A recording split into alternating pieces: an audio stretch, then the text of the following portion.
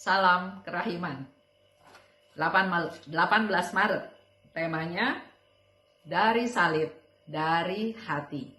Dalam nama Bapa dan Putra dan Roh Kudus, amin. Diary 388. Rahmat dan renungan dapat mengubah penjahat yang paling besar. Dia yang rela mati memiliki cinta yang besar. Ingatlah akan daku apabila engkau sudah di Firdaus. Penyesalan sepenuh hati tiba-tiba mengubah suatu jiwa. Kehidupan rohani harus dihayati dengan serius dan tulus. Ini sharing dari Suster Faustina ya, bahwa kita perlu merenung. Di sini dikatakan rahmat dan renungan dapat mengubah penjahat yang paling besar. Kita tahu ada penjahat di kiri kanan Yesus di atas salib ya, di Golgota. Dan dia katakan, ingatlah akan daku apabila engkau sudah di Firdaus. Ini pasti tidak serta-merta dikatakan oleh si penjahat tersebut.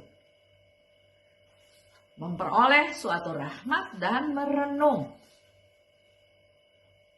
Dan dengan kata-kata tersebut mengungkapkan sesuatu penyesalan sepenuh hati.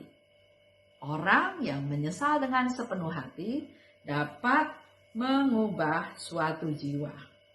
Dan dikatakan oleh Suster Faustina, kehidupan rohani harus dihayati dengan serius dan tekun. Kalau kita mau iman kita tumbuh, kalau kita mau punya kehidupan rohani yang semakin hari semakin baik, Suster Faustina katakan perlu tekun dan serius menjalaninya. Kalau kita lihat lagi cerita tadi, waktu itu kan Yesus ada di atas salib ya. Dan seorang penjahat bertobat. Di dalam keputusasaannya karena memang dia sudah mau mati di atas salib ya. Tapi karena rahmat dan renungan. Yang tadi saya katakan tidak serta-merta. Pasti dia merenung. Begitu pula dengan kita. Bagaimana hidup kita bisa berubah? Bagaimana relasi kita dengan Yesus bisa semakin mendalam? Kita perlu sediakan waktu untuk melakukan refleksi. Apa yang sudah dia buat untuk kita? Untuk saya, untuk kamu. Rahmat Tuhan menunggu kita. Kita hening sejenak. Di waktu baik maupun di waktu tidak baik, aku selalu ingin bersamamu Tuhan. Mulai hari ini, apapun yang terjadi, bantu aku untuk bertumbuh agar semakin dekat denganmu. Bantu aku untuk selalu mengingat Engkau, karena aku sekarang tinggal di kerajaan-Mu di bumi. Dan aku tahu Tuhan, ada banyak rahmat menungguku.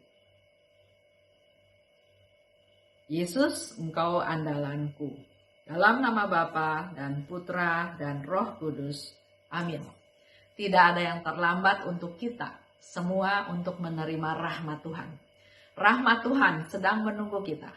Rahmat Tuhan diberikan oleh Tuhan dengan begitu melimpah. Kita perlu merenungkan, mengevaluasi, merefleksikan seluruh hidup kita. Lakukan perubahan, semakin dekat dengan Tuhan, membuka hati, maka kita akan menerima rahmat-rahmat yang selama ini menunggu kita. Salam Kerahiman.